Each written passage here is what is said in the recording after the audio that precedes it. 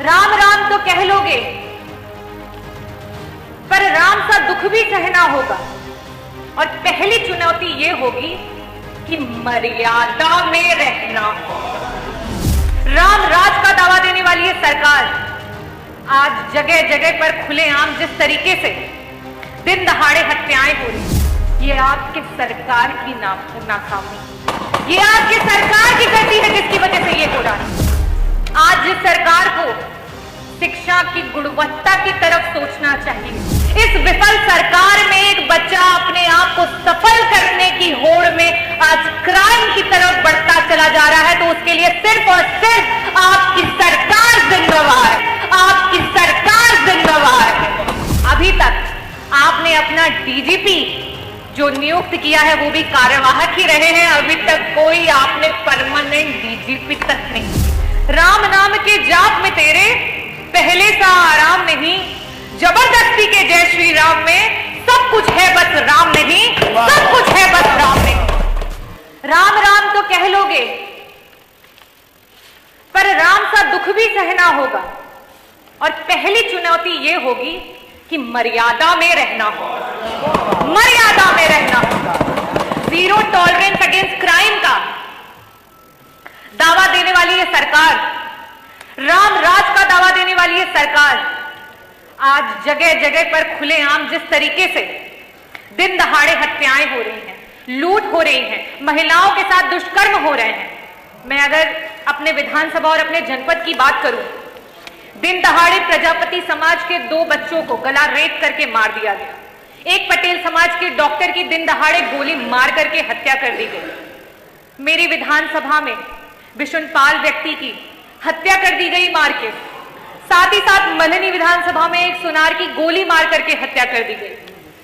अध्यक्ष जी, IIT BHU की एक छात्रा के साथ जो वारदात हुई वो किसी से छुपी नहीं है कि किस तरीके से उसके साथ सड़क पे खुलेआम दुष्कर्म किया गया। और ऐसी ना जाने कितनी हजारों वारदातें हैं जो रोज हुई जा रही। आप क्या कहते हैं, क्या ये पुलिस की नाकामी है? क्या ये पुलिस की गलती है, या ये उन युवाओं की गलती है जो आजकल क्राइम की ओर बढ़ता चला जाता है, जा रहा है, क्रिमिनल बनता चला जा रहा है? नहीं, ये आपके सरकार की नाकामी, ये आपके सरकार की गलती है जिसकी वजह से ये हो रहा है। आज जिस सरकार को शिक्षा की गुणवत्ता की तरफ सोचना चाहिए, जहां एक माँ बाप अपनी पूरी उम्र लगा देते हैं अपने बच्चे को एक बेहतर शिक्षा देने के लिए, लेकिन जब उस बच्चे का समय आता है तो ना उसके पास रोजगार है, ना उसके पास कारोबार है। इस विफल सरकार में एक बच्चा अपने आप को सफल करने की होड़ में आज क्राइम की तरफ बढ़ता चला जा रहा है, तो उसके लिए सिर्फ और सिर्फ आपकी सरकार जिम्मेवार है। अध्यक्ष जी, अगर मैं क्राइम की बात करूं तो उसकी पुष्टि यह भी करता है कि आज जब से भाजपा की सरकार आई है तब से अभी तक आपने अपना डीजीपी जो नियुक्त किया है वो भी कार्यवाहक ही रहे हैं, अभी तक कोई आपने परमानेंट डीजीपी तक नहीं दिया। अध्यक्ष महोदय, पुरुषोत्तम रामचंद्र जी की अगर हम बात करें तो रामचंद्र जी ने तो शबरी के जूठे बेर खाए थे। उन्होंने तो केवट, सुग्रीव और हनुमान को गले लगाए, और साथ ही साथ चाहे वो अहिल्या हो या फिर वो निषाद राज, सबको अपनाया। अगर वो चाहते तो वो रावण को हराने के लिए बड़े बड़े राजाओं के साथ संधि कर सकते थे, वो चाहते तो बड़ी बड़ी सेनाओं को ला सकते थे, लेकिन उनकी सेनाओं में कौन था? उनकी सेनाओं में थे वो गरीब, उनकी सेनाओं में थे वो दलित, उनकी सेनाओं में थे वो पिछड़े। उन्होंने उन्हें क्यों जोड़ा और उन्हें क्यों साथ लेकर के आए? वो इसलिए साथ लेकर के आए क्योंकि वो उन्हें यह एहसास कराना चाहते थे कि आपके अंदर वो ताकत है, आप सक्षम हैं, आप सशक्त हैं। आज रामराज का दावा करने वाली यह सरकार पीडीए की, चाहे वो पिछड़ा हो, दलित हो, अल्पसंख्यक हो, आदिवासी हो, उसकी सबसे बड़ी दुश्मन बनी पड़ी है। आज अगर हम बात करें शिक्षा में 69,000 शिक्षकों की भर्ती के घोटाले को आज तक कोई भूला नहीं है और बार बार इस सदन से उसकी गुहार लगाई जा रही है। आज अगर मेडिकल कॉलेजेस की बात करें, चाहे वो किंग जॉर्ज मेडिकल कॉलेज हो, चाहे वो आरएमएल हो, चाहे वो एसजीपीजीआई हो, आज ये अगर प्रोफेसर्स की भर्ती की बात आती है तो वहां जगह जगह पर आरक्षण का हनन हो रहा है और जगह जगह पर गलत तरीके से भर्तियां की जा रही हैं। आज भी 112 डायल की हमारी बच्चियां जो संवाद अधिकारी के रूप में काम करती थी, वो अपनी नौकरी के लिए गुहार लगा रही हैं। आज आउटसोर्सिंग के नाम पर हमारे देश की गरीब जनता को बंधुआ मजदूर बना दिया गया है। अध्यक्ष जी, आज 2-2 हजार की पगार पे उन लोगों से 8-8, 12-12 घंटे काम कराया जा रहा है। ये स्थिति है आपके सरकार। अध्यक्ष जी, बड़े बड़े वादे किए गए, इन्वेस्टर समिट मीट की वादे किए गए, ना जाने कितने हजारों करोड़ का इन्वेस्टमेंट आपकी सरकार लेकर के आई, लेकिन आज धरातल पर अगर देखा जाए तो ना भी इन 7 वर्षों में ना तो एक मल्टी स्पेशलिटी हॉस्पिटल दिखता है, ना तो कोई नया एम्स दिखता है, ना तो कोई नया एनआईटी दिखता है, ना आईआईटी दिखता है, ना एमआईटी दिखता है, और बहुत लंबी कतार है लेकिन कुछ भी दिखाई नहीं देता। आपके इन बड़े बड़े इन्वेस्टमेंट्स में रोजगार और व्यापार सिर्फ और सिर्फ कागजों पे दिखाई देते हैं, हकीकत में कहीं दिखाई नहीं देते।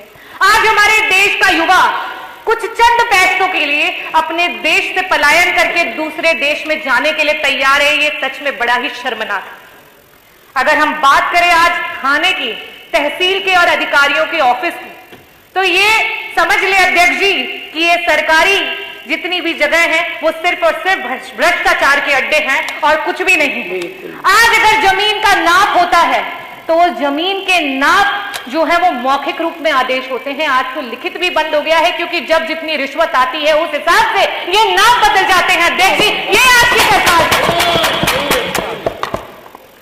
बार बार जनता के मूलभूत अधिकारों के लिए जब भी विपक्ष ने आवाज उठाई है तो हमेशा ये आवाज आती है कि अरे जब बबूल लगाया तो आम कहां से पाओगे, जब बबूल लगाया तो आम कहां से पाओगे। जब से समाजवादी पार्टी की स्थापना हुई उस तब से लेकर के अध्यक्ष जी आज तक का अगर कार्यकाल देखा जाए तो अगर समाजवादी पार्टी ने 12 साल सत्ता पे राज किया है तो आपको 13 साल हो चुके हैं। और उसके बाद मैं आज आपको ये बता सकती हूं कि समाजवादी पार्टी ने मेट्रो लाइन बनवाई, समाजवादी पार्टी ने एक्सप्रेसवे बनवाया, समाजवादी पार्टी ने गोमती रिवर फ्रंट बनवाया, एकाना बनवाया, मेदांता बनवाया, इलेक्ट्रिसिटी प्रोडक्शन यूनिट बनवाई। सबसे बड़ी बात, उन्होंने बच्चों को साक्षरता देने के लिए जगह जगह लैपटॉप बांटे, उन्होंने best park Janeshwar Mishra park बनवाया, उन्होंने पुलिस हेडक्वार्टर बनवाया, आज जहां पे सीएम बैठते हैं, लोक भवन बनवाया, एम्बुलेंस दिया और साथ ही साथ डायल 100 दिया, जिसे आज आप 112 के नाम से इस्तेमाल कर रहे हैं। लेकिन अगर आप अपनी बात करें तो आपके पास आज भी सिर्फ कागजी हैं और कुछ भी है नहीं आपके पास, तो सिर्फ कोरे कागज लेकर के आप बैठे हैं और राम राज की बात करते हैं। और अध्यक्ष जी, अगर आज रामलला जी भी इन स्थितियों और परिस्थितियों में होते तो आज भारतीय जनता पार्टी की सरकार को यह अवश्य ही कहते कि राम राम के जाप में तेरे पहले सा आराम नहीं, राम नाम के जाप में तेरे पहले सा आराम नहीं, जबरदस्ती के जय श्री राम में सब कुछ है बस राम नहीं, सब कुछ है बस राम नहीं। मैं सिया राम को नमन करती हूं। जय भीम, जय भारत, जय संविधान। धन्यवाद।